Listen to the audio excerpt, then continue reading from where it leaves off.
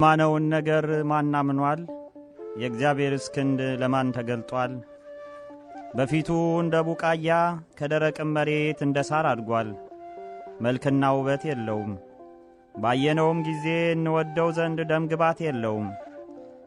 የተናቀ ከሰውም የተጠላ የሕማም ሰው ደዌንም የሚያውቅ ነው። ሰውም ፊቱን እንደሚሰውርበት የተናቀ ነው፣ እኛም አላከበርነውም። በእውነት ደዌያችንን ተቀበለ፣ ሕማማችንንም ተሸክሟል። እኛ ግን እንደተመታ በእግዚአብሔርም እንደተቀሰፈ እንደተቸገረም ቆጠርነው። እርሱ ግን ስለ መተላለፋችን ቆሰለ፣ ስለ በደላችንም ደቀቀ። የደህንነታችንንም ተግሣጽ በእርሱ ላይ ነበረ፣ በእርሱም ቁስል እኛ ተፈወስን። እኛ ሁላችን እንደ በጎች ተቅበዝብዘን ጠፋን፣ ከእኛ እያንዳንዱ ወደ ገዛ መንገዱ አዘነበለ። እግዚአብሔርም የሁላችንን በደል በእርሱ ላይ አኖረ። ተጨነቀ፣ ተሰቃየም፣ አፉንም አልከፈተም። ለመታረድ እንደሚነዳ ጠቦት በሸላቾቹም ፊት ዝም እንደሚል በግ እንዲሁ አፉን አልከፈተም።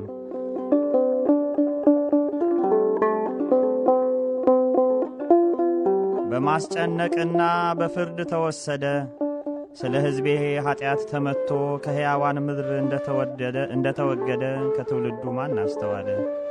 ከክፉዎችም ጋር መቃብሩን አደረጉ፣ ከባለጠጎችም ጋር በሞቱ። ሆኖም ግፍን አላደረገም ነበር፣ በአፉም ተንኰል አልተገኘበትም ነበር። እግዚአብሔርም በደዌ ያደቀው ዘንድ ፈቀደ። ነፍሱን ስለ ኃጢአት መሥዋዕት ካደረገ በኋላ ዘሩን ያያል፣ ዕድሜውም ይረዝማል። የእግዚአብሔርን ፈቃድ በእጁ ይከናወናል። ከነፍሱ ድካም ብርሃን ያያል፣ ደስም ይለዋል። ጻድቅ ባሪያዬም በእውቀቱ ብዙ ሰዎችን ያጸድቃል፣ ኃጢአታቸውንም ይሸከማል። ስለዚህ እርሱ ብዙዎችን ይወርሳል፣ ከኃያላንም ጋር ምርኮን ይካፈላል። ነፍሱን ለሞት አሳልፎ ሰጥቶአልና ከአመፀኞችም ጋር ተቆጥሮአልና። እርሱ ግን የብዙ ሰዎችን ኃጢአት ተሸከመ፣ ስለ አመፀኞችም ማለደ።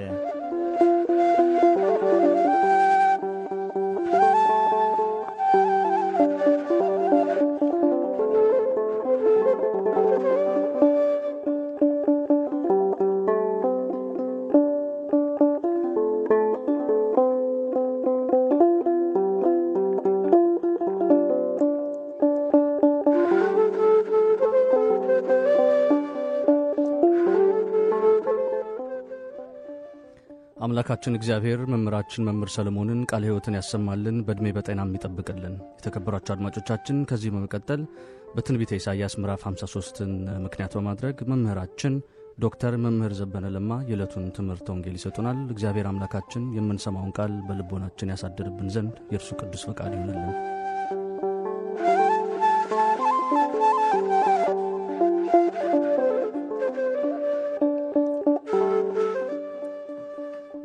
በስመ አብ ወወልድ ወመንፈስ ቅዱስ አሃዱ አምላክ አሜን።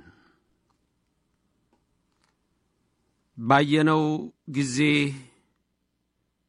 እንወደው ዘንድ ደምግባት የለውም።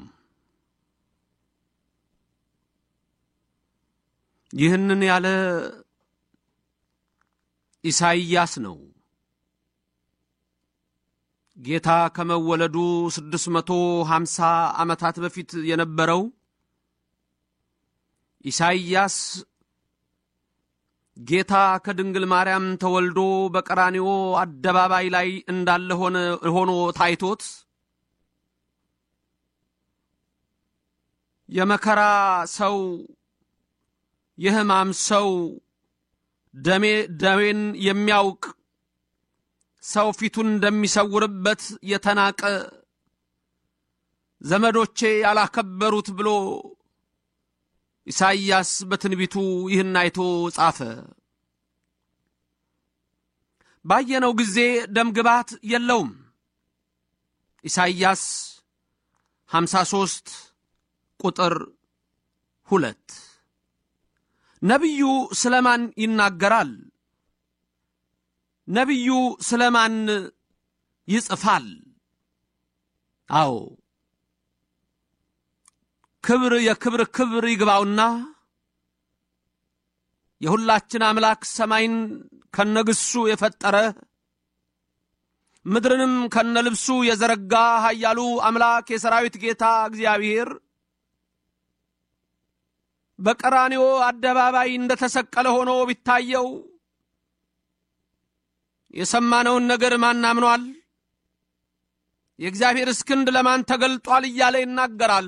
የእግዚአብሔር ክንድ አለው እደ መዝራኢቱ ለአብ ይለዋል፣ ወልድን ለአብ ኃይሉ ይለዋል፣ ጥበቡ ይለዋል። የእግዚአብሔር ክንድ አለው። ወልድ የአብ ክንድ ነው፣ ቀኙ ነው፣ ኃይሉ ነው። ሰው የወደቀበትን በእጁ ያነሳል። ልክ የወደቀን በእጅ እንደማንሳት እነሆ እግዚአብሔር ክንዱን ላከልን። ከሰማይ ያ ክንድ መጣ። እነ ቅዱስ ዳዊት ሲጸልዩ የነበረው ጸሎት ነው።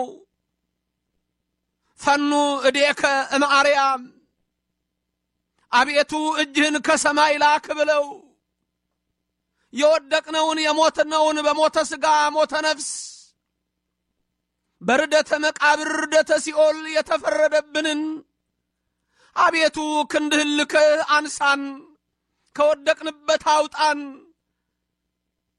እንዲህ እያሉ ነቢያት ሁሉ ጸልየው ነበር። ኢሳይያስም ትንቢቱን ሲጀምር የምዕራፍ 53ን ቃል የሰማነውን ነገር ማን አምኗል? የእግዚአብሔር ክንድ ለማን ተገልጧል ይላል። የወደቀን በእጅ እንደሚያነሱ የወደቀውን አዳም እግዚአብሔር በክንዱ እንደማንሳት ወልድ ከሰማየ ሰማያት መጣ። በፊቱ እንደ ቡቃያ ከደረቅም መሬት እንደ ሳር አድጓል። መልክና ውበት የለውም፣ ባየነው ጊዜ እንወደው ዘንድ ደም ግባት የለውም ብሎ ተናገረ። ምክንያቱም ስናየው አለ የተናቀ ከሰውም የተጠላ የሕማም ሰው ደዌን የሚያውቅ ነው። ሰው ፊቱን እንደሚሰውርበት የተናቀ ነው። እኛ ግን አላከበርነውም አለ።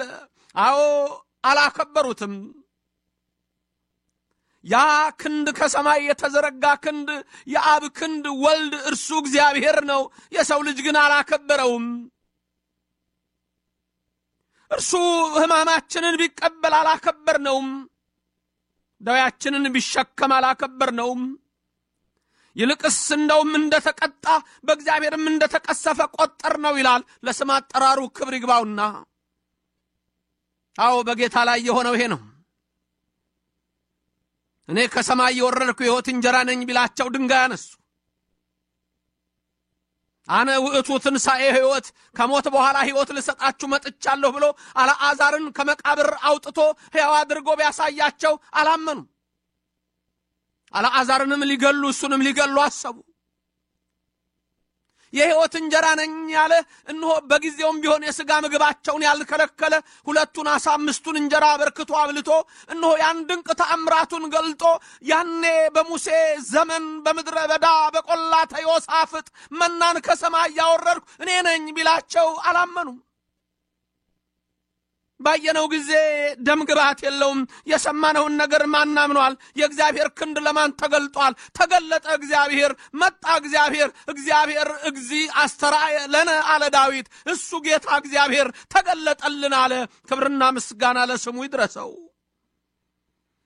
አዎ ባየነው ጊዜ አላከበርነውም። ባየነው ጊዜ እግዚአብሔር ባይታይ ስለማይታይ እግዚአብሔር ብለን አመለክ ነው። በብሉይ ዘመንም ቢሆን አይሁድ አከበሩት። ያማይታየው እግዚአብሔር ግን እንሆ እዚህ ምድር መጥቶ ቢታይ ግን እንሆ በመስቀል ላይ ሰቀሉት። አላከበርነውም። ባየነው ጊዜ አለ። ዮሐንስ ወንጌልን ስንመለከት ምዕራፍ 1 ላይ እግዚአብሔር አይታይም፣ የሚታይም ባህሪ የለውም፣ አንድ ልጁ ግን ከድንግል ማርያም ተወልዶ ተረከው እያለ ቅዱስ ዮሐንስ በወንጌሉ ይጽፋል። ዮሐንስ ወንጌል ምዕራፍ 1 ቁጥር 15 ላይ ዮሐንስ ወንጌላዊው ከላይ ጀምሮ ኢየሱስ እግዚአብሔር ነው፣ በመጀመሪያ የነበረ ነው፣ ለመጀመሪያነቱ መጀመሪያ የለውም፣ ዘላለማዊ አምላክ ነው፣ መጨረሻነቱ መጨረሻ የለውም፣ አልፋ ኦሜጋ እሱ ነው፣ ቀዳማዊው እሱ ነው፣ ዳህራዊው እሱ ነው፣ ከቀዳማዊነቱ በፊት ቀዳማዊ ነው፣ ከዳህራነቱም በኋላ ዳህራዊ ነው፣ ትላንት የማይሉት ዘላለማዊ ነው፣ ነገ የማይባል ዘላለማዊ ነው። ባየነው ጊዜ አላከበርነውም፣ ደምግባትም የለውም አለ ኢሳይያስ። ደምግባት የለውም አለ። ስልጣን ያለው አይመስልም፣ የመልኩ ውበት አይደለም። ምክንያቱን ስናየው ኢሳይያስ እንደሚናገረው እነሆ ደዌን ስለተቀበለ ሕማምን ስለተሸከመ እንደተቀሰፈ ቆጠርነው፣ እንደተመታም ቆጠርነው፣ አልገባንም ነው የሚለው ኢሳይያስ። እርሱ ግን ይላል እነሆ እርሱ የሁላችንን እነሆ እንደ በጎች መቅበዝበዝ ተመልክቶ ይሰበስበን ዘንድ መጣ፣ የሁላችንም በደል በእሱ ላይ አኖረ። እርሱ እነሆ ስለ ሁላችን መከራን ተቀበለ፣ ስለ መተላለፋችን ቆሰለ፣ ስለ በደላችንም ደቀቀ። የደህንነታችን ተግሳጽ በእርሱ ላይ ነበረ፣ በእርሱም ቁስልኛ ተፈወስን ይላል ኢሳይያስ። ግን በዛን ዘመን የነበሩት አላወቁም። በሰውም የተናቀ ነው አለ። በሐና የተናቀ ነው፣ በቀያፋ የተናቀ ነው። አዎ በሰው ልጆች ሁሉ የተናቀ ነው አለ። በዛን ጊዜ በጲላጦስ ተናቀ፣ በሄሮድስም ተናቀ። ወንበዴው እንዲፈታ አድርገው ኢየሱስ ክርስቶስ እንዲሰቀል ወሰኑበት። ማንን ልፍታላችሁ? በርባንን ወይስ ኢየሱስን? ሁሉም በአንድ ላይ ጮኹ፣ ወንበዴውን በርባንን ፍታልን አሉ። ኢየሱስን ግን ስቀለው፣ ስቀለው፣ ስቀለው አሉ። አዎ የሰው ልጆች እነሆ ኃያሉን አምላክ የሰራዊት ጌታ እግዚአብሔርን አላከበሩትም። ስለዚህም እነሆ የሞት ሰው ሆነ፣ በመቃብሩም ከክፎች ጋር ሆነ፣ በስቅለቱም ከወንበዴዎች ጋር ተቆጠረ። ባየነው ጊዜ ደምግባት የለውም። እግዚአብሔር በደዌ ያደቀው ዘንድ ፈቀደ፣ ነፍሱን ስለ ኃጢአት መስዋዕት ካደረገ በኋላ ግን እሱ ዘሩን ያህል በትንሣኤ ሙታን በሦስተኛው ቀን ይነሳል አለ። የሰማነውን ነገር ማን አምኗል? የእግዚአብሔር እስክንድ ለማን ተገልጧል? አንድ ቀን እንዲሆነ ኢየሱስ ክርስቶስ ማንነቱን ገለጠላቸው። አንተ ምንድነው የምትለው? እኛ አባታችን አብርሃም ነው አሉ። የኢየሱስ ክርስቶስ ቃል ምን ነበረ? ቃሌን የሚሰማ ለዘላለም ይኖራል ነበር። ምን ማለት ነው? እንዴት ቃልን የሚሰማ ለዘላለም ይኖራል ትላለህ? አንተ ከአብርሃም ትበልጣለህ አሉት። ባየነው ጊዜ ደምግባት የለውም። ከትውልዱ ይሄንንስ ማን አስተዋለ? የአብርሃም አምላክ መሆኑን ማን አስተዋለ? የይስሐቅም ቤዛ መሆኑን ማን አስተዋለ? ያዕቆብንም በሕልም የታየው እወለዳለሁ ብሎ የነገረው እሱ መሆኑን ማን አስተዋለ? የአብርሃም የይስሐቅ ያዕቆብ አምላክ የሰማይና የምድር ፈጣሪ መሆኑን የድንግል ማርያም ልጅ ኢየሱስ ክርስቶስ እነሆ እርሱን ማን አስተዋለ? ዛሬ ስንቶች አስተዋሉ? ራሱ ጌታ ይጠይቃል። በፊልጶስ ዘቂሳርያ በማቴዎስ ወንጌል ምዕራፍ 16 ቁጥር 13 ላይ ሰዎች ማን ነው የሚሉኝ ብለዋል። ኢሳይያስ ማን አስተዋለ? ባየነው ጊዜ ደምግባት የለውም አለ። ከሰማይ ወርዶ ለሰው ልጆች ሁሉ መስዋዕት ሆኖ በቀራንዮ አደባባይ ብናየው ኢሳይያስ እንደተናገረ፣ ዮሐንስ አፈወርቅ እንደመሰከረ ኃይል ያለው እንደማይዋጋ በግ አለ። በሸላቾች ፊት ዝም አለ አለ። ዝም አለ በጲላጦስ ፊት፣ ዝም አለ በቀራንዮ አደባባይ። ባየነው ጊዜ ደምግባት የለውም። እንደተቀሰፈ ቆጠርነው አለ። በዛ ሰዓት የሁላችንም በደል ተሸክሞ ነበረ። ከገነት የወጣነውን ወደ ገነት ሊመልስ፣ ቦታችንን ያጣነውን ቦታችንን ሊሰጠን፣ ተቅበዝብዘን የነበርነውን እረኛ ሊሆነን፣ ሰላማችን ኢየሱስ በቀራንዮ አደባባይ ሲሰዋ ማን ከትውልዱ አስተዋለ? ዝም አለ። ሚካኤልም ዝም አለ። ገብርኤል ሰይፉን መዘዘ፣ ተው አለው። ምሕረት አያልቅም ብሎ ሰይፉን ወረወረው። ኡራኤል በብርሃን ጽዋ ደሙን ይቀዳ ነበር። የዓለም ስርየት ደም፣ የሕሙማን መፈወሻ ደም፣ የጥል ግርግዳ መፍረሻ ደም። እኛ ግን እንደተቀሰፈ ቆጠርነው አለ ኢሳይያስ። ዛሬ ስንቶች አወቁት? ያ ቀራንዮ ላይ ያለው የአብርሃም የይስሐቅ ያዕቆብ አምላክ ያን አዳምን የፈጠረው ዛሬ አዳምን ሊያድነው እንደሆነ ማን ከትውልዱ አስተዋለ? ባየነው ጊዜ ደም ግባት የለውም ዝም ስላለ ናቅነው በፈራጆቹ ፊት ዝም ስላለ የአምላክ አይደለም አሉ ቀለዱበት እስቲ ወረድ አምላክ ከሆነ ካሉት ፊታቸው አልዓዛርን ሲያስነሳ ፊታቸው ወለተ ኢያኢሮስን ሲያስነሳ በናይን ከተማ የመበለቲቱን ልጅ ከሞት ሲያነሳ አላመኑም ከትውልዱ ማን አስተዋለ ኢየሱስ ክርስቶስ እግዚአብሔር መሆኑን ኢየሱስ ክርስቶስ አምላክ መሆኑን ኢየሱስ ክርስቶስ ፈጣሪ መሆኑን ከአብርሃም በፊት ነበርኩ አላቸው ገና 50 ዓመት ያልሞላ አሉ ማን አስተዋለ ባየነው ጊዜ ደም ግባት የለውም አንድ ቀን ጌታ ጠየቃቸው ለምንድነው ልትገሉኝ የምትፈልጉት አላቸው እነሱም መለሱ አዎ ልንገልህ እንፈልጋለን ለምን ስለሌላ ክፉ ነገር ሳይሆን ሰው ስትሆን ራስህን አምላክ ስለማድረግህ እንገልሃለን አሉት ሰው ስትሆን ራስህን አምላክ ስለማድረግህ ምክንያቱም እሱ አምላክ ነኝ ብለዋል እነሱ ደግሞ አይደለህም ብለዋል ከትውልዱ ዛሬስ ማስተዋለ ማን አስተዋለ አዎ ያ ኃያሉ አምላክ ኢየሱስ ክርስቶስ በቀራንዮ አደባባይ ላይ የተሰቀለው እሱ የዓለማት ሁሉ ፈጣሪ መሆኑን ከትውልዱ ማን አስተዋለ አምላክ ነኝ ስላልን እንገልሃለን ዛሬ በየትኛው እምነት ኢየሱስ እግዚአብሔር ተብሎ ይታመናል ኢየሱስ አምላክ ተብሎ ይታመናል ከማን ጋር ናችሁ በምን ታምናላችሁ እንደ ኢሳይያስ ባየነው ጊዜ ደም ግባት የለውም ብለው የተናገሩትን ተናግሮ እሱ ግን ስለሁላችን መተላለፍ ቆሰለ እግዚአብሔር ነው የአብ ክንድ ነው ብሎ እንደመሰከረ የሚመሰከርበት እምነት ውስጥ ናችሁ ወይስ እንደ ፈሪሳውያን ሰው ነው አማላጅ ነው ነብይ ነው ሩቅ ብእሲ ነው ለስም አጠራሩ ክብር ይግባው አምላክ ወልደ አምላክ ነው የጌቶች ጌታ ነው የነገስታት ንጉስ ነው የአማልክት አምላክ ነው በቀራንዮ ላይ ግን የሁላችንም በደል ተሸከመ ስለዚህ እነሱ እነሆ ሊወግሩት ደግመው ድንጋይ አነሱ ይላል በተለይ እኔና አብ እኮ አንድ ነን አላቸው ዮሐንስ ወንጌል ምዕራፍ 10 ቁጥር 30 እኔና አብ እኮ አንድ ነን ይሄን ጊዜ ሊወግሩት ደግመው ድንጋይ አነሱ ደግመው ይላል ብዙ ጊዜ ሊገሉት ፈልገው ነበር ለምንድነው ቢላቸው ራስን አምላክ በማድረግህ አሉት አላከበሩትም ባዩት ጊዜ አምላክነቱን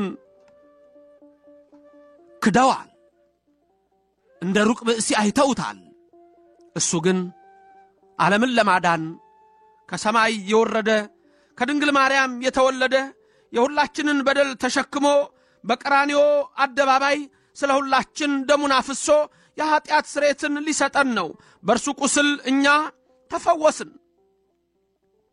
ውበቱ ይሄ ነው ግርማው ይሄ ነው ኃይሉ ይሄ ነው ስለዚህ ኢሳይያስ ስለ መድኃኔ ዓለም ተናገረ ስለ ኃያሉ አምላክ መሰከረ የሰማነውን ነገር ማን አምኗል የእግዚአብሔር ክንድ ለማን ተገልጧል እነሆ ባየነው ጊዜ እንወደው ዘንድ ደም ግባት የለውም የተናቀ ከሰውም የተጠላ የሕማም ሰው ደዌንም የሚያውቅ ነው ሰው ፊቱን እንደሚሰውርበት የተናቀ ነው እነዚህ ሰዎች እኮ ኢየሱስ መሆኑን አልካዱም የካዱት አምላክ መሆኑን ነው ዛሬም ብዙዎች ኢየሱስ መሆኑን ላይክዱ ይችላሉ አምላክ መሆኑን ግን ክደዋል ስለዚህ ከፈሪሳውያን ህብረት ጋር ሆነዋል ኢሳይያስ ግን የሚለን ያ የእግዚአብሔር ክንድ ነው የተገለጠው እግዚአብሔር ነው ከሰማይ የወረደው እግዚአብሔር ነው በዮርዳኖስ የተጠመቀው እግዚአብሔር ነው 40 ቀን 40 ሌሊት በበረሃ በገዳም የጾመው በቆሮንቶስ ገዳም የነበረው እግዚአብሔር ነው አልዓዛርን ከመቃብር ያወጣው እሱ ኢየሱስ እግዚአብሔር ነው ሁለቱን ዓሣ 5 እንጀራ ያበረከተው እርሱ ኢየሱስ እግዚአብሔር ነው በጀልባው ላይ ያንቀላፋው እሱ ኢየሱስ እግዚአብሔር ነው ነፋሱን ጸጥ በል ያለው በባህሩ ላይ የተራመደው እሱ ራሱ ኢየሱስ እግዚአብሔር ነው የሚበላላችሁ ወይ ብሎ እንሆ የለመነው እሱ ኢየሱስ ክርስቶስ ራሱ ነው መናን በምድረ በዳ ያወረደው እዚህም በበረከት የቀደሰው እሱ ኢየሱስ እግዚአብሔር ነው በሰማርያ በሲካር ከአንዲት ሴት ውሃ ጠጭኝ ብሎ የተናገረው እሱ ኢየሱስ እግዚአብሔር ነው እኖ እኔ የሕይወት ውሃ ነኝ ያለው በዛም በዘጸአት 17 እንደምናነበው በራፊድም በረሃ የኮሬብን አለት ሰንጥቆ ለእስራኤል ውሃ ያጠጣ እሱ ኢየሱስ እግዚአብሔር ነው ያ እግዚአብሔር እሱ ይሄ ኢየሱስ ነው ባየነው ጊዜ ደም ግባት የለውም። በትህትና መጣ፣ በምህረት መጣ፣ በይቅርታ መጣ፣ ሁላችንን ይቅር ሊፈውስ መጣ፣ ራሱን ባዶ አድርጎ መጣ። ቅዱስ ጳውሎስ ብርሃናት ዓለም መሰከረ። በሁለተኛ ቆሮንቶስ ምዕራፍ 8 ቁጥር 9 ላይ እንዲህ አለ፣ ባለጸጋው ኢየሱስ ክርስቶስ አምላክ ሲሆን ራሱን ባዶ አደረገ፣ በሱ ባዶነት እኛ እንከብር ዘንድ አለ። ለስም አጠራሩ ክብርና ምስጋና ይግባው። በሱ ድህነት እኛ እንከብር ዘንድ ኢየሱስ ክርስቶስ እርሱ ባዶ ሆኖ ወደኛ መጣ። ራሱን ባዶ አድርጎ መጣ። ያውም በከብቶች በረት ተወለደ። እሱ ግን እግዚአብሔር ነው።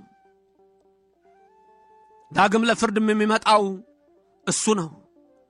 በቀራንዮ አደባባይ ደሙን ያፈሰሰልን ኢየሱስ እግዚአብሔር ነው። ቀድሞ አዳምን አድንሃለሁ ብሎ በገባው ቃል የመጣው እሱ ኢየሱስ ክርስቶስ ነው። ከድንግል ማርያም የተወለደው ኢየሱስ ክርስቶስ ነው። ቀራንዮ መስቀል ላይ ያየነው ኢየሱስ ክርስቶስ ነው። መቃብሩን ከባለጸጎች በዮሴፍ አርማቴም እነሆ የመቃብር ስፍራ የተቀበረው ኢየሱስ ክርስቶስ እሱ እግዚአብሔር ነው። ቅዳሜ በነፍስ እነሆ በሲኦል ያሉትን ነፍሳት ወንጌል የሰበከላቸው እሱ ኢየሱስ ክርስቶስ ነው። እነሆ እሱ እሁድ ሌሊት በታላቅ ኃይልና ግርማ የሮማ ወታደሮች ደንግጠው ፈዘው ባሉበት ሞትን ድል አድርጎ መቃብር ክፈቱ መግነዝ ፍቱ ሳይል በኃይል የተነሳው ኢየሱስ ክርስቶስ እግዚአብሔር ነው።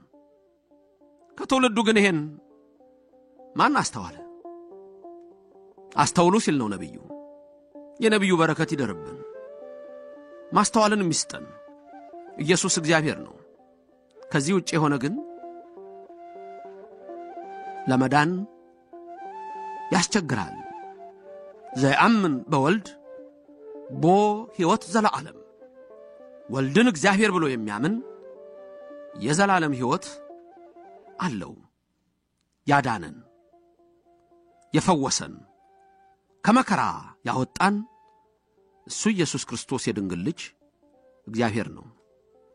ትውልድ እንዲያስተውል ነብዩ ተናገረ። ኦርቶዶክሳዊት ቤተክርስቲያናችን ሁሌ ይሄን ቃል ይዛ ኢየሱስ አምላክ ነው፣ አይማልድም። ኢየሱስ አምላክ ነው። ነቢይ ተብሎ ብቻ የሚጠራ ነቢይ ተብሎ የሚባል አይደለም። ኢየሱስ እግዚአብሔር ነው፣ አምላክ ነው። ለፍርድ የሚመጣው እሱ ነው። ያዳነን እግዚአብሔር ነው። በተዋህዶ እሱ ነው ብላ ታምናለች፣ ታሳምናለች። ባላችሁበት እምነት ይህ ትምህርት ከሌለ መጽሐፋችሁን ይዩ። የሚያድን እግዚአብሔር ያድነን፣ አዳነን። ከድንግል ተወልዶ የዳነው በሩቅ ብእሲ ደም አይደለም፣ በሰው ደምም አይደለም፣ በኃያሉ አምላክ በእግዚአብሔር ነው። አሜን። አዳነኝ ጌታ አዳነኝ፣ ፈወሰኝ ጌታ ፈወሰኝ። አዳነኝ ጌታ አዳነኝ፣ ፈወሰኝ ጌታ ፈወሰኝ። እግዚአብሔር አዳነኝ፣ ኃጢአተኛውን ወደደኝ።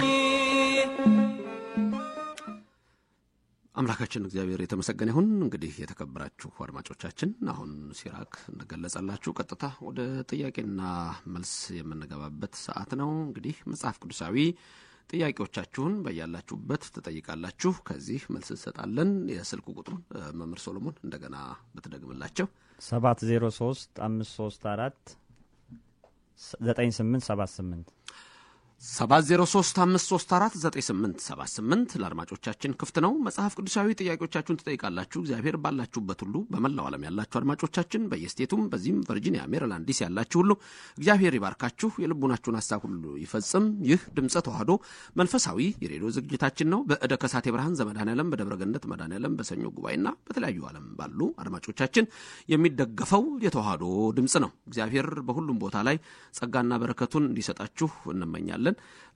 በረድኤትም አይለየን። እንግዲህ ከዚህ በመቀጠል ወደ መጽሐፍ ቅዱሳዊ ጥያቄዎቻችሁ እንሄዳለን። እግዚአብሔር በረድኤት ከሁላችን ጋር ይሁንልን።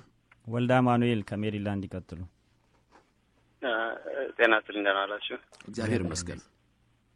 መምህር አሁን ባስተማሩት ላይ ቅዱስ ገብርኤል እግዚአብሔር ማለት ኢየሱስ ክርስቶስ ተው እያለው ሰይፉን ወርውሮት ነበርና ይሄ ትእዛዝ ማለት ተው እያለው ያንን ያደረገበት ምክንያት ወደ ምድር ነው የወረወረው፣ ወደ ሰው አይደለም።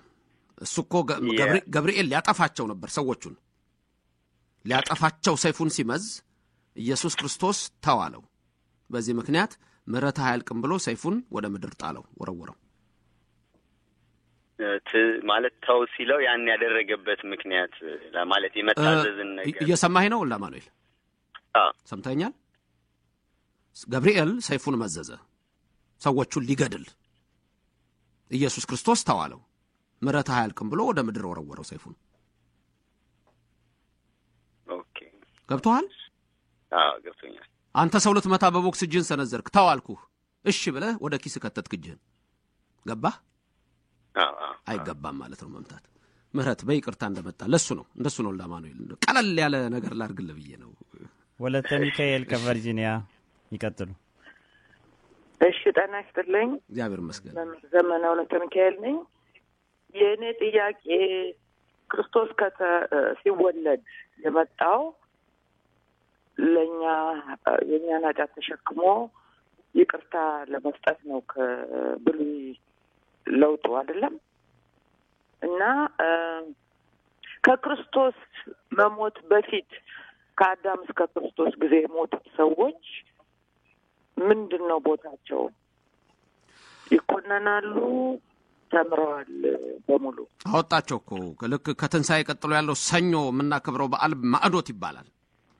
እዛ በዓል ላይ የምናከብረው ምንድነው? ሲኦል ውስጥ ያሉትን ነፍሳት የሚቀሩት ብቻ ኃጢአተኞቹ ሲቀሩ ማለት ፍጹም ያላመኑት በክደት ውስጥ ያሉት ሲቀሩ፣ ሌሎቹም በጠቅላላ ግን ጌታችን ኢየሱስ ክርስቶስ ክብር ይግባውና ወደ ሲኦል ሄዶ ነፍሳትን ሰብኮ ጽድቅን እንደሰበከላቸው ከሲኦል አወጣቸው። እሱ ነው ትልቁ ነገር እኮ። በአንደኛ ጴጥሮስ ምዕራፍ 3 ቁጥር 19 ላይ ሲመለከቱ ሞተ በስጋ ወሐይወ በመንፈስ ይላል። በስጋ ሞተ፣ በመንፈስ ሕያው ሆነ፣ በመለኮቱ ማለት ነው። በእርሱ ደግሞ ሄዶ በሆኒ ለነበሩ ነፍሳት ወንጌልን ሰበከላቸው ይላል። ስለዚህ ምሕረትን ድነትን አድርጎ ከሲኦል አወጣቸው። ትልቁ ነገር እሱ ነው። በዛን ጊዜ በእግዚአብሔር ለሚያምኑት ለአማኞች ነው።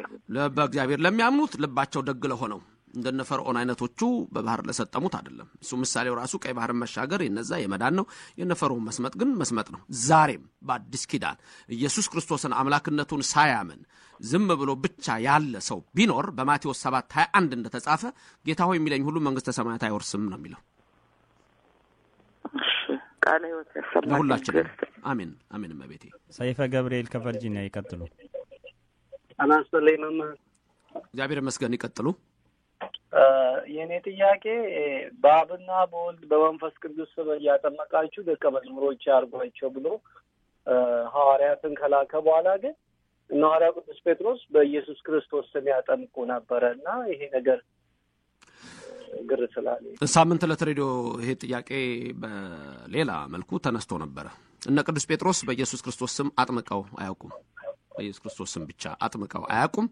በወንጌል ላይም ቢሆን እመኑና ተጠመቁ ነው የሚለው እንጂ እንዲህ ብለው አጠመቁ የሚል አንድም ቦታ መጽሐፍ ቅዱስ ውስጥ አይገኝም። በኢየሱስ ክርስቶስ ስም ተጠመቁ ብለው በስሙ ማለት ግን ምን ማለት ነው? ያዘዛቸውን ትእዛዝ ይዘው በማቴዎስ 28:19 እንደተጻፈ በአብ በወልድ በመንፈስ ቅዱስ ስም አጥምቁ አላቸው። በአብ በወልድ በመንፈስ ቅዱስ ስም ያጠምቁ ነበር። በዛ ጊዜ ግን ትልቁ ችግር ምንድነው? ዛሬ ትምህርቱ ላይ እንደተማር ነው የምንመለከተው አንድ ነገር አለ። ሰይፈ ገብርኤል ምንድነው የምናየው? የማይታየው እግዚአብሔር የሚታይ ሆነ ይላል። ማናመነ?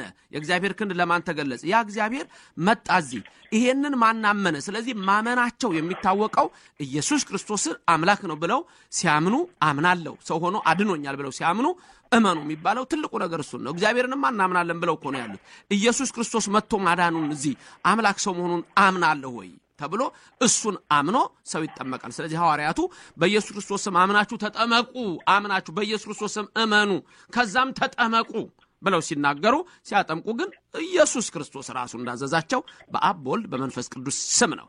ይሄ ደግሞ ዛሬ አይደለም ኦርቶዶክሱ የካቶሊኩ እምነት አይደለም ካቶሊኩ ዛሬ ፕሮቴስታንት ሁሉ እየተቀበለው እየመጣ ነው ያለው በአብ ወልድ መንፈስ ቅዱስ ስም። ይሄ ምንም የሚያከራክር ነገር አይደለም። አንድ ቪዲዮ ኢትዮጵያ ውስጥ ጥያቄና መልስ ላይ ሰዎች አይተው ባለፈው አንስተው ነበር። ሰይፈ ገብርኤል ድንገት ተከታትለ ከሆነ እዛም ላይ ቢሆን የጥያቄና መልስ ግብታዊ ነገር ስለሆነ ነው እንጂ የሚያስተምሩት አስተማሪዎች ይሄንን በደንብ አድርገው እንደሚያውቁት አምናለሁ። እና ሐዋርያቱም በአብ ወልድ መንፈስ ቅዱስ ስም ያጠመቁት እንደሱ ነው ያለው። ሰይፈ ገብርኤል በጣም አመሰግናለሁ። እግዚአብሔር ይጠብቅህ ከነ ቤተሰቦችህ። ወደ ቀጣዩ እንሂድ። መምህር ሰሎሞን እሴተ ገብርኤል ከቨርጂኒያ ይቀጥሉ።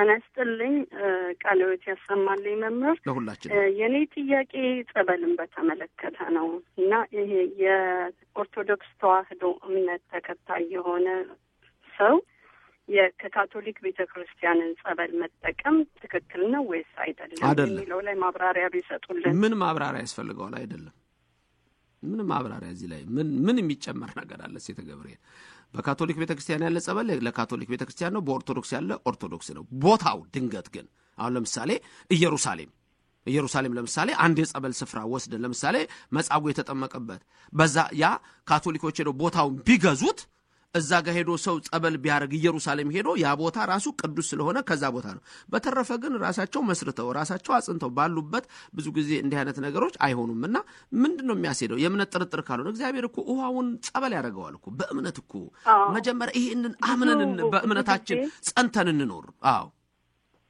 ይቅርታ ብዙ ጊዜ በሜሪላንድ አካባቢ ይሄ ነገር እየተደረገ ስላየሁኝ ነው። አይቻልም። በኦርቶዶክስ ቤተክርስቲያንና ለሌላው ማስተምሩ ሴተ ገብርኤል እሺ እግዚአብሔር ወለተ ወልድ ከሜሪላንድ ይቀጥሉ።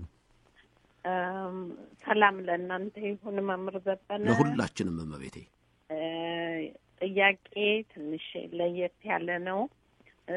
ጸልይም መጽሐፍ ሳነብ መዝሙር ስሰማ የጌታን ቃል ሁሉ ሳነብ በቃ እምባዬ በፍጹም እሺ ብሎ አይቆምልኝም እና በጣም እቸገራለሁኝ። በዚህ የተነሳ ብዙ ጊዜ መዝሙር መስማት አልችልም እና ችግር አለኝ። ይህም ከምን የመጣ እንደሆነ ለማወቅ ፈልግ። እኔም ተቆጣጣሪው ነው እናቴ። እኔም እየተቆጣጣርኩት ነው። ሲቀደስ አልችልም፣ ዜማውን ስሰማው አልችልም፣ ሚስጥሩን ስሰማው አልችልም። ያ ራሱ ጸጋ እኮ ነው፣ ሁሉም ሰው ሊኖረው ይገባል። ስለዚህ በጣም ታድለዋል፣ ባጭሩ ታድለዋል። እንደ ውሃ ይፍሰስ፣ እንደ ጎርፍ ይፍሰስ። ችግር አይደለም፣ በረከት ነው። አባታችን ነው የሚለውን ጸሎት ራሱ አባታችን ነው የሚለውን ጸሎት ሲባል ሁሉ ይሸበራል፣ ደስታ ነው። በቃ ታድለዋል እናቴ፣ ጸጋ ነው ራሱ። ይሄ እኮ ቅዱሳን ከ9 ወይም ከ10 ማዕርጋት ውስጥ አንዱ ራሱ አንብ የሚባለው አለ። የሚገርም ነው። ቅዱሳን እዛ ደረጃ ሲደርሱ እንባቸው አይቆምም። ስለዚህ መታደል ነው። ሁሉም ሰው እንደሱ ያደርጋል፣ እየቻለው ነው፣ እየተቆጣጠረው ነው። አንዳንዱ ድርቅ ያለም ይኖራል፣ ለሱ ደግሞ እንባ ይስጠው እያልን እየጸለይን እንደሱ ነው የምንለምነውና እናቴ መታደል ነው። እግዚአብሔር ባሉበት እንዲሁ ቀጥሉ። ፍቅርተ ማርያም ከካናዳ ይቀጥሉ። እንደምን ሰነበታችሁ መምህር ሰጠነ? እግዚአብሔር ይመስገን። ፍቅርተ ማርያም እንደምን ነሽ? ሁለት ጥያቄ አለኝ። እግዚአብሔር ይመስገን። ከካናዳ ከሆነ መቼም ሁለት እንቀበል እንጂ ሌላ ቦታ አንድ ነው የምንቀበለው። እሺ ማለት እሺ። ሁለት ባለንበት ሀገር እሁድ ነው ያው ቤተክርስቲያን የምንሄደው እና የቅዳሴ ጸበል አምጥቼ ቤት ውስጥ በየቀኑ ለኔም ለልጄም ማጠጣለሁ። የቅዳሴ ጸበል ማውጣቱ መጥፎ ነው ወይ? ወደ ቤት ማምጣት በፍጹም አይደለም። አድርጊ። ምግብ ከመብላታችሁ በፊት ብቻ ይሁን። እሺ። ስጸልይ ደግሞ ማታና ጠዋት በተለይ ጠዋት ውዳሴ ማርያምን ማንበብ አሁን ነው የጀመርኩት። ንጹህ ሳልሆን ግን ይከብደኛልና ንጹህ መሆን አለብኝ ወይ? ለውዳሴ ማርያም ቤት ውስጥ ለሚደረጉ ጸሎቶች ሁሉ ምንም ችግር የለም። በለማደ ዮሐን ጊዜ መጸለይ ይቻላል። የማይቻለው ወደ መቅደስ ገብቶ ስጋው ደግሞ መቀበል ብቻ ነው እንጂ አንድ ሳምንት ሙሉ ጸሎት ሳታደርጉ ዝም ብላችሁ ተቀመጡ የሚል የለም። ትጸልያለህ፣ በልባችሁ እግዚአብሔር አለ እኮ። ያ በለማደ ዮሐን ጊዜ ወደ መቅደስ የማይገባው ራሱን የቻለ ትእዛዝ አለው። ከብሉይ ጀምሮ የመጣ በአዲስ ኪዳን የምንቀበለዋለን። የኢትዮጵያ ኦርቶዶክስ ተዋሕዶ ቤተክርስቲያን በሕገ ልቡና፣ በሕገ ኦሪት፣ በሕገ ክርስትና የተመራች ስለሆነች እንቀበለዋለን። በቤታችሁ ግን ማንኛውንም ጸሎት መጸለይ ይቻላል። ፍቅርተ ማርያምና ይሄ ነው ትምህርቱ። እሺ መቤቴ፣ አንቺንም እንዲሁ ያሰማሽ ከነ ቤተሰቦችሽ በሰላም ይጠብቅሽ። ሰላም ከሲልቨር ስፕሪንግ ይቀጥል። ሰላም መምህር ዘበነ እንደምን ዋሉ? እግዚአብሔር ይመስገን። ጤና ይስጥልኝ። ሰላም። ኦኬ። እኔም ጠይቀው ሰው ከሞተ በኋላ ፍትሐት ይደረጋል። አዎ። ስለዚህ ምን ይጠቅማል? እሱ ማለት ኃጢአት ያደረገ ያለ በህይወቱ ያለ ከሞተ በኋላ ፍትሐት ምናምን ይባላልና ምን ይጠቅማል? ሰላም። አንድ ታሪክ መጽሐፍ ቅዱስ ላይ ወይም ሁለት ልጨምርልሽ እችላለሁ። አንድ ታሪክ ምን መሰለሽ የምታዩ? አንድ ሰው ሲሞት ለማን ነው ጸሎት የሚደረገው? ለሞተው ሰው ነው አይደለ? ጸሎት የሚያደርግለት ደግሞ ሌላ ሰው ነው።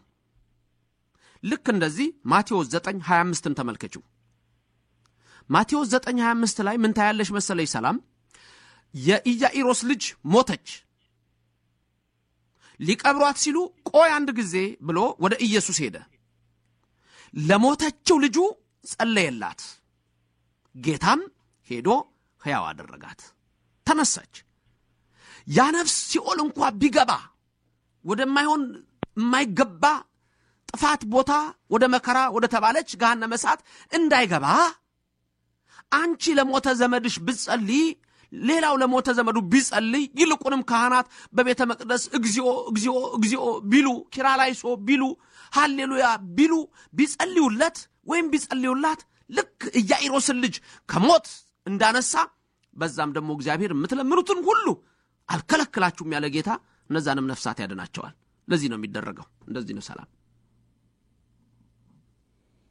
ታሪኩ ከኖርዝ ካሮላይና ይቀጥሉ። ጤና ይስጥልኝ መምህር። ጤና ይስጥልኝ ታሪኩ። ሰላም ነኝ። እንደምን ነህ? እግዚአብሔር ይመስገን። አንተን የሚመለከት ነው የኔ ጥያቄ። እባክህን መጽሐፍ አሳትመሃል። መጽሐፉን በገበያ ላይ ብታውለው ደስ ይለናል። ሁሉም ሰው ሊያነበው በጉጉት እየጠበቀው ነው እና ምን አጋጠመ ጠይቀው ብለውኛል። እንግዲህ ያው መጠየቂያ አይቀርም፣ ጠይቄሃለሁ። ብዙ አልጸለያችሁልኝም እናንተ እንዳወጣ ብዙ አልጸለያችሁልኝም መጽሐፍ እንዲወጣ። ስማ እናንተ እድሜ ሰው ባለ ሰጣለሁ እግዚአብሔርን እኔም ማቀው ስቀልር ነው ታሪኩ። እግዚአብሔር ፍቃድ ይሁንው። ብዙ ሰዎች ይጠይቃሉና አሁን በእውነቱ እግዚአብሔር በሚያውቀው በእነዛ ላይ እየሰራሁ ነው ያለሁትና በቅርብ ጊዜ ውስጥ ግን በዚህ በአንድ 6 ወር ውስጥ የእናንተም ጸሎት ተረድቶኝ እግዚአብሔር ፍቃዱ ይሁንልን ለሚቀጥለው እንደሚሆን ተስፋ አደርጋለሁና እንደሱ ነው ታሪኩ። እግዚአብሔር ይስጥልን፣ እግዚአብሔር ያክብርልን። አንተንም ባለህበት በኖርዝ ካሮላይና ሌሎችንም ሰዎች በረድኤት ይጠብቅህ፣ የልብ ይፈጸም፣ ከክፉ ሁሉ ይለይህ። እግዚአብሔር ካንተ ጋር ይሁን። መድኃኒዓለም ገብረ ሕይወት ከኮሎራዶ ይቀጥሉ። ወደ ዴንቨር ኮሎራዶ እንሻገር ከኖርዝ ካሮላይና። ገብረ ሕይወት ጤና ይስጥልኝ። ጤና ይስጥልኝ መምህር። እግዚአብሔር ይመስገን። ቃሎት ያሰማልን፣ ሁላችንን ያሰማን መድኃኒዓለም። አሜን። የዛሬው ጥያቄ ዕብራውያን ምዕራፍ 11 ላይ ነው ያለውና አነባዋለሁኝ። የመጀመሪያው 11:5 ላይ ነው። ሄኖክ ሞትን እንዳያይ በእምነት ተወሰደ፣ እግዚአብሔርም ስለወሰደው አልተገኘም ይላል። አምናለሁ፣ ይሄንን ብዙዎቹም ያምናሉ። ግን አንድ ውይይት ላይ ገብቼ ትንሽ ስለተምታታብኝ ነው። እንዲህ ብሎ ይወርድና 4፣ 5፣ 6 ይወርድና 13ኛው ላይ ከላይ ኖኅን ይጠቅሳል፣ አብርሃም ይጠቅስና እነዚህ ሁሉ አምነው ሞቱ ይላል። ትክክል። እና የጥያቄውና ዲቤቱ የነበረው ሁሉም ሞተዋል፣ ሄኖክም ሞቷል ነው። በእኛ እምነት ደግሞ ተመልሶ መጥቶ ከመሰከረ በኋላ ነው የሚሞተው ነው። እና ትክክል። ይችን እንዲያባሩልኝ ነው። ጊዜ ካለ አንድ ጥያቄ ልጠይቅ። ቆይ ይብቃ እስቲ። ሰፋ ያለ ነገር እኮ ነው ይሄኛው እኮ ገብረ ሕይወት። መጀመሪያ ስትነጋገሩ ሄኖክ ሞቷል የሚሉ ሰዎች አሉ። ያ በሚገባ የማንም አሁን ከየት አምጥተው ነበር ዲቤቱ ከየት አምጥተው ሲዘው ማለት ነው። ይሄኛው እኮ እንዴ መጽሐፍ ቅዱስ እኮ አይጋጭም። ነው ገብረ ሕይወት ከላይ ስለ ሄኖክ ብቻ ነገረ። ሄኖክ አልሞተም አለ። ከዛ ግን እና አብርሃምን አንስቶ እነሱ በእምነት ሞቱ ይላል። ዘፍጥረት 5:22 ላይ ስትመለከት ሄኖክ አካሄዱን ከእግዚአብሔር ጋር አደረገ፣ ስለዚህ ሄኖክ አልሞተም፣ እግዚአብሔር ወሰደው ይልሃል። አልሞተም፣ ሄኖክ አልሞተም ነው። ቀደም አንተ የምታምነው ትክክለኛ በጥሩ የገለጽከው የሚመጣበት ጊዜ ያለ ነው። ምንድነው ሄኖክ ለምን እንዳይሞት አደረገው መሰለህ? መጀመሪያ በአቤል አስደነገጣቸው፣ ሞት እንዳለም ነገራቸው። በሄኖክ ግን አነቃቃቸው፣ ትንሣኤ ሙታን እንዳለ መሰከረላቸው ነው። ያንን ነው እግዚአብሔር ያስተማረው በዛ ሰዓት ላይ። ስለዚህ ሄኖክ አልሞተም እና አብርሃም ግን አምነው ነበረ፣ አምነዋል። ጥሩ ሁሉም አምነዋል። ብዙ ያመኑ ሰዎች አሉ በብሉይ ኪዳን። ሞቱ ግን ተስፋውን ገና አላገኙትም። ሲሞቱ ወደ ሲኦል ነው ሄዱት። ስለዚህ ማ ይመጣል? ኢየሱስ ክርስቶስ መጥቶ ከሲኦል ያወጣቸዋል። ሄኖክ ግን የት ነው ሄደው? ኤልያስም አልሞተም እኮ። ለምን ኤልያስን አላነሳችሁትም? በሁለተኛ ነገሥት ምዕራፍ 2 ላይ እኮ ኤልያስ እግዚአብሔር የእሳት ፈረስ የእሳት ሰረገላ አምጥቶ በዛ ሰዓት ከኤልሳ ጋር እየተነጋገረ ኤልሳ ደንግጦ አባቶይ የእሳት ፈረሶች የእሳት ሰረገላ ሲል ብድግ አድርጎ ኤልያስን ወደ ሰማይ ወሰደው። የት? ብሔረ ሕያዋን 5 የምድር ዓለማት አሉ። ከዚህ በታች ሌላ ዓለም አለ፣ ትልቅ ዓለም፣ እንጦሮጦስን አይደለም፣ ሌላ ዓለም። ሁለተኛ ምድር አለች። ሶስተኛ ብሔረ ሕያዋን አለ። ከዛ ብሔረ ብፁዓን አለ። ከዛ ገነት አለች። ስለዚህ የቅዱሳን ስፍራዎች የሚኖሩበት አለ። ስለዚህ ሄኖክ፣ ኤልያስ እነዚህ ተወስደዋል። ዮሐንስ ወንጌላዊ እነዚህ ተወስደዋል። ይሄንን ዕብራውያን 11 ላይ ያለውን ታሪክ እኮ ሁለቱ ወይራዎቼ ሁለቱ መቅረዞቼ ብሎ ቅድም አንተ ያልከውን ታሪክ እንደገና ዮሐንስ በራእዩ ምዕራፍ 11 ላይ ስለ ሁለቱ ወይራዎችና ስለ ሁለቱ መቅረዞች ይናገራል። ስለዚህ እነዚህ እነሆ በራእይ ላይ የተገለጡት የሚመጡት ወደፊት የሚገለጹት ሁለቱ ወይራዎች እያለ የሚያመጣቸው እነዚህ ቅዱሳን ሞትን እዚህ ምድር ላይ አልሞቱም። ስለዚህ እነዛ አምነው ሞቱ የተባሉት እና አብርሃም እና ይስሐቅ እና ያዕቆብ ናቸው። ከላይ ነግሯል። ሄኖክ ግን አልተገኘም፣ ተወሰደ አለ። ሁሉም ሞቱ ማለት ሁሉም ማለት እኮ ሁሉንም አይጠቀልልም እና እንደሱ ነው ያለው። ገብረ ሕይወት በኮሎራዶ ዴንቨር ላሉ ሁሉ ሰላምታችን ይድረስ። ይህን ሬዲዮ እንዲሰሙም ሐዋርያ አንተ ነህ። እግዚአብሔር ይጠብቅህ፣ እግዚአብሔር ይባርክ። አስካለ ማርያም ከሳንቲያጎ ይቀጥሉ። ደህና ዋላችሁ? እንደምን ዋላችሁ? እግዚአብሔር ይመስገን። ጤና ይስጥልን አስካለ ማርያም። እኔ እንኳን የምናገረው የምጠይቀውም ከትንሽ ከመስመሩ ትንሽ ወጣ ያለ ነው። መስመር እንደምንም ብለን እናስገባዋለን ወደ መስመር።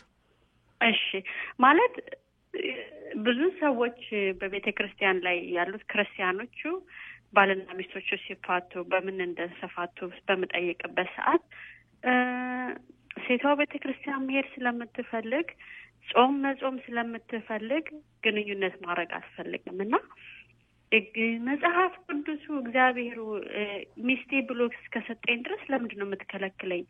እኔ ለምንድነው ወደ ሌላ እንድሄድ የምታረግኝ? ለዚህ ነው የፈታዋት ሲሉ 2-3 ሰዎች ሰማዋቸውና ይሄንን እንዴት ነው አንተ ልትገልጽልን የምትችለው? ሰው እንዲሰማና ትዳርን ሲብ እንግዲህ ሬዲዮ ምንድነው መሰለሽ ሬዲዮኑን ቤተሰብ ሬዲዮ ስለሆነ ህፃናትም ሌሎችም ስለሚሰሙት ነው።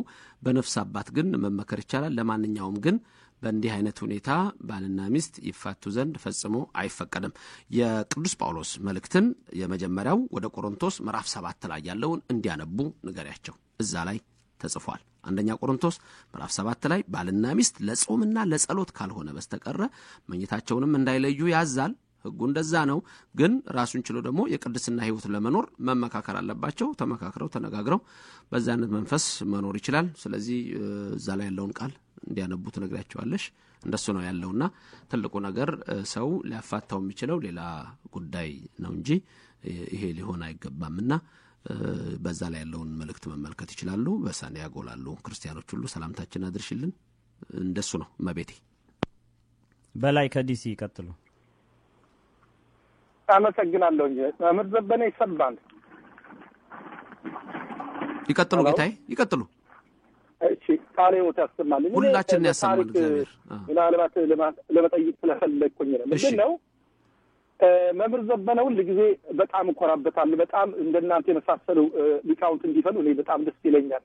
ነገር ግን እኔ ጥያቄ ምንድነው ትስዓተ ቅዱሳን ወይም ቅዱሳን በኢትዮጵያ ውስጥ በተለይ የፕሮቴስታንት አማኞች እነዚህ ለአዳን ሃይማኖት አማኞች ብዙ ጊዜ የአውሮፓ ተወላጆች ናቸው ይላሉ። ነገር ግን ሳይንቲስቶችን ባረጋገጡት ኢትዮጵያ የምትባሉ ምድር የሰው መፈጠሪያ ናት ይሏታል። እንደገና ደግሞ እነዚህ ቅዱሳን ዛሬ እስራኤል ተብሎ የሚጠራው ጆርዳን ተብሎ ዮርዳኖስ ተብሎ የሚጠራው እስራኤል የእስራኤል ህዝብ ቤተ እስራኤል የምንባለው እኛ ኢትዮጵያውያን መሰለኝ። በተለይ ከንጉሥ አብርሃም መገደል በኋላ ጣዖታውያን ከገደሏቸው በኋላ ኢትዮጵያ የሞተችበት ታሪክ ነው የሚያሳየው። እና እነዚህ ኢትዮጵያውያን አይደሉም ወይ? ኢትዮጵያ ሰፊ መሬት አልነበራትም እንደ ወይ? እኔ እናንተ በቤተ ክርስቲያኑ በተለይ ዛሬ ዓለም እስልምና ድንጋይ የሚወረውረውና መካ ወይም ካዕባ በጥፎ ድንጋይ የምትባለው እስካሁን የሚታመነው ንጉሥ አብርሃም የተገደሉባት ቀን ናት። እና ይሄኛው ለምንድን ነው ህዝቡ ሊማረው ያቻለው? በተለይ ለምንድን ነው ቤተ ክህነታችን ይህን ታሪካችን ይህን ለማስተማር ያቻልበት ምክንያት ምንድን ነው ብዬ ጠይቃለሁ። መምህር ዘበነ አመሰግናለሁ። እግዚአብሔር ይስጥልን አቶ በላይ። ይሰጣል እኮ ትምህርቱ ይሰጣል፣ በተለያየ ጊዜ ይሰጣል። ያ ሁሉንም በአንድ ቀን መስጠት ስለማይቻል ነው። ለማንኛውም ግን አንዳንድ ነገሮች ላይ ጥርት ያለ ነገር መያዝ ይኖርብናል። በታሪክ ላይ እርግጥ ነው የኢትዮጵያ ግዛት እጅግ በጣም ሰፊ እንደሆነ የጥንቱ ግዛት ኢስት ኢትዮጵያ ዌስት ኢትዮጵያ ተብሎ በሁለት ይከፈላል። ኢስት ኢትዮጵያ እስከ ኢንዲያ ድረስ ያመጣዋል። ዌስት ኢትዮጵያ እስከ ሞሪታኒያ ዌስት አፍሪካ ድረስ ይመጣል። የቢብሊካል አፍሪካ በሚለው ደግሞ ስንሄድ አሁን ተጠቀስካቸው ሁሉ ቦታዎች ላይ የጠቀስካቸው ቦታዎች ሁሉ በቢብሊካል አፍሪካ ውስጥ ይጠቃለላሉ። አንዳንድ ጊዜ እንደውም በሀገራችን እንደው የቅርብ ጊዜ እንኳን የአጼ ቴዎድሮስን ትዝታ ስናወራ በግጥም ባለቅኔዎች ዘፋኞች የሚያነሷቸው ነገሮች አሉ። ታጠቅ ብሎ ፈረስ ካሳ ብሎ ስም 40 ይሸበራል ኢየሩሳሌም የሚል አባባል አለ። ምንድነው እስከ ኢየሩሳሌም ድረስ ሄደን እንገዛለን የሚል አባባል ስላለ አንድም ቢብሊካል አፍሪካ የሚባለው መጽሐፍ ቅዱሳዊ የአፍሪካ ይዞታን ስንመለከት እስከዛ ድረስ የሰፋ ነው። የሰው ልጅ እኮ አዳምና ሔዋን ሁሉም ከዛ የመጣ ነው። ወደ ላይ ከፍ ብለን በመንሄድበት ጊዜ ግን ምንድነው ታሪካችን ላይ ስለ አብርሃ አለ። የአብርሃ ታሪክ እንደውም በቁርአን ላይ ራሱን ችሎ አንድ ምዕራፍ አለው የአብርሃን ታሪክ የሚያነሳ ከሰማይ ወፎች ድንጋይ አምጥተው ገደሏቸው የሚል አባባል አለ በቁርአን ላይ። ይሄ እንግዲህ በትምህርት ቤት ውስጥ ወይም ደግሞ በጉባኤ ቦታ ላይ ነው የሚነሳውና ራሱን ችሎ የሚነሳበት ጊዜ በሰፊው ይነሳልና በዛ አይነት መልክ ነው የሚሆነው። ጊዜ ስለገደበን እዚህ ድረስ ነው የምናበቃው። እግዚአብሔር ይስጥልን እና የኢትዮጵያን ታሪክም በተመለከተ ወደፊት በዚሁም በሰፊው ልንሰጥ እንችላለን። እግዚአብሔር በቸርነትና በረድኤት እንዳይለየን የሱ ቅዱስ ፍቃድ ይሆንልን። ነገ በሁሉም ስፍራ የምትችሉ ሰዎች ሁሉ አስቀድሱ። እሁድን በቤታችሁ አተኙ። በተረፈ ድምጽ የሚሰማችሁ ሁሉ ጊዜ እንደምንለው የእግዚአብሔር አብ ጸጋ፣ የወልድ ፍቅር፣ የመንፈስ ቅዱስ ህብረት አንድነት፣ የእመቤታችን አማላጅነት፣ የመላእክት ጥበቃ፣ የቅዱሳን ተራዳኢነት፣ የሰማዕታት የቅዱሳን ሁሉ በረከት በእናንተ ላይ ይደር። የልባችሁ ሐሳብ ይፈጸም፣ ከክፉ ነገር ሁሉ ይጠብቃችሁ እያልን ድምጸ ተዋህዶ መንፈሳዊ ሬዲዮ ዝግጅት በእደ ከሳቴ ብርሃን የሚደገፈው ሊሰናበታችሁ ሰከንዶች ብቻ ይቀሩታል። ስለዚህ እግዚአብሔር ለሚቀጥለው ሳምንት በቸር ያገናኘን። እግዚአብሔር በረድኤቱ አይለየን። የልባችሁ ሐሳብ ይፈጸም፣ ከክፉ ሁሉ ይጠብቃችሁ። እንግዲህ እኔ መምህር ዘበነ ለማ፣ መምህር ሶሎሞን ኃይሌ፣ ሲራክ ዱባለ በመሆን ደህና ሁኑ ብለን እንሰናበታችኋለን። እግዚአብሔር ይባርካችሁ፣ ፊቱንም ያብራላችሁ። ከዲያቆን ምንዳዬ ጋር አዳነኝ ጌታ በዚሁ እንፈጽማለን። ሰላም ሁኑ። እግዚአብሔር ይባርከን። አዳነኝ ጌታ አዳነኝ፣ ፈወሰኝ ጌታ ፈወሰኝ፣ እግዚአብሔር አዳነኝ፣ ኃጢአተኛውን ወደደኝ።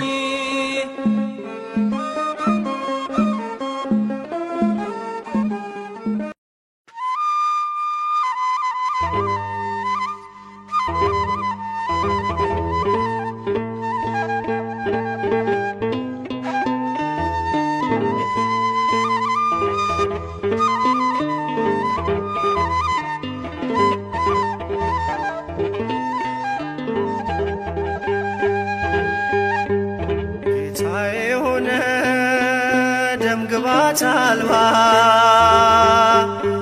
ጀርባው በጅራፍ ስለኔ ደማ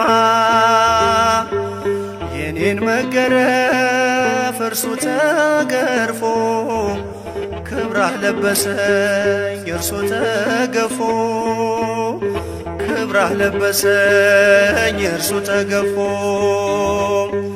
በሐሰት ሸንጎ ወጥመድ ተጠምዶ ጌታ ተያዘ ሕይወቴን ፈቅዶ ክፎች ባዩት እንደ ወንበዴ ለኔ ግን ሆኗል መውጫ መንገዴ ለኔ ግን ሆኗል መውጫ መንገዴ ታስረሃል ስለኔ ኢየሱስ መድኔ ታስረሃል ስለኔ ኢየሱስ መድኔ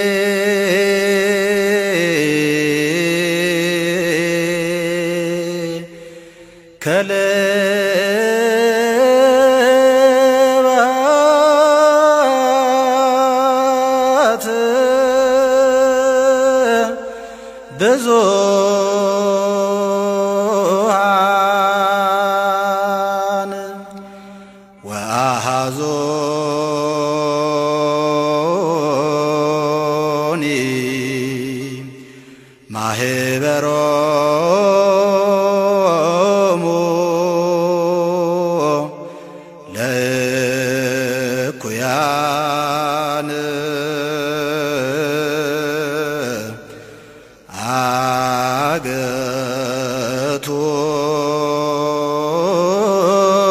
አገቶኒ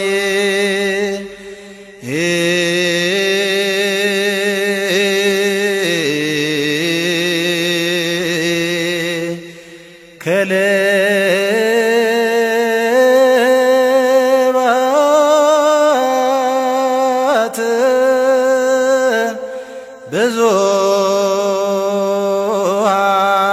ብዙኃን ጌታዬ ሆነ ደምግባት አልባ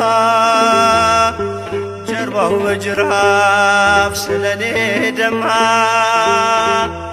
የኔን መገረፍ እርሱ ተገርፎ ክብራህ ለበሰኝ እርሱ ተገፎ ክብራህ ለበሰኝ እርሱ ተገፎ ሲዘብቱበት ምራቅ ሲተፉ የማይደፈር ደፍረው ሲዘልፉ በከበቡት ፊት ቃል ከለከለ እኔ እንድናገር እርሱ ዝም አለ እኔ እንድናገር እርሱ ዝም አለ ታርደሃል ስለኔ ኢየሱስ መድኔ ታርደሃል ስለኔ ኢየሱስ መድኔ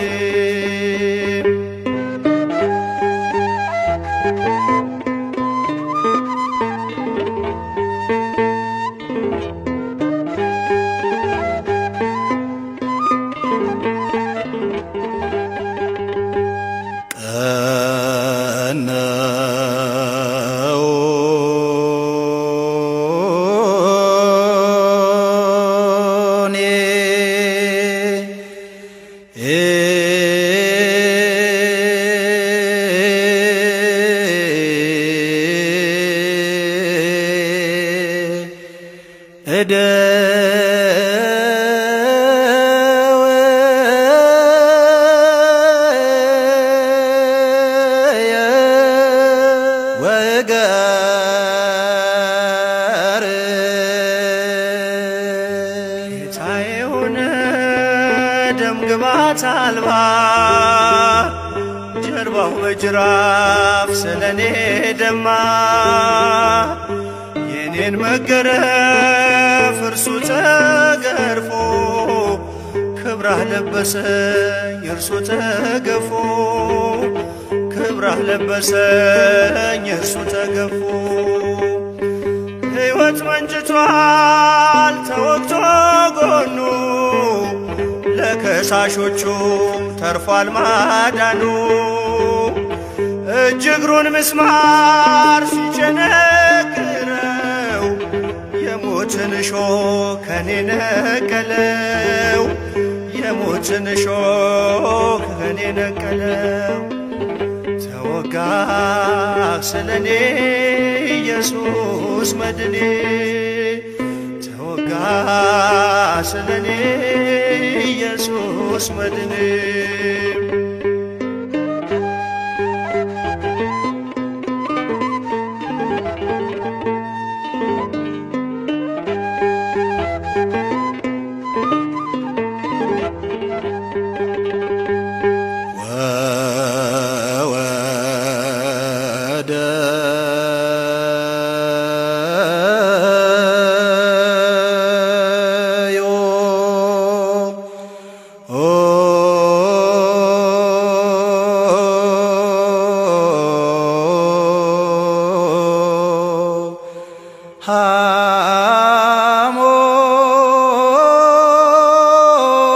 ሐሞተ ውስተ መብል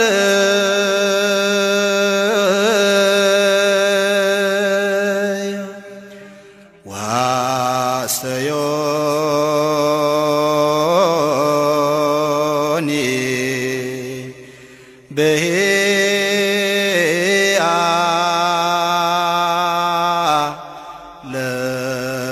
ለጽምየ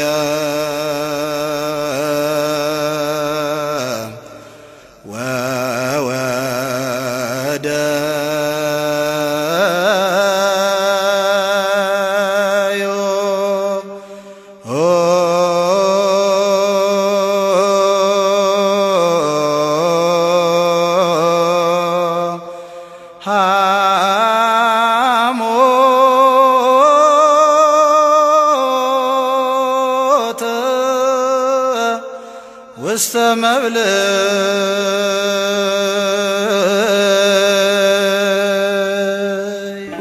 የሆነ ደም ግባት አልባ ጀርባው በጅራፍ ስለኔ ደማ የኔን መገረፍ እርሱ ተገርፎ ክብራህ ለበሰኝ እርሱ ተገፎ ክብራህ ለበሰኝ እርሱ ተገፎ እርቃኑን ሆኖ ፈተለው ልብሴን እንዲሁ ወዶኝ ጠጣሁም ጣጤን በምሕረቱ ጠል ነፍሴን አርክቶ አለመለመኝ እርሱ ተጠምቶ አለመለመኝ እርሱ ተጠምቶ ተጠማ ስለኔ ኢየሱስ መድኔ ተጠማ ስለኔ ኢየሱስ መድኔ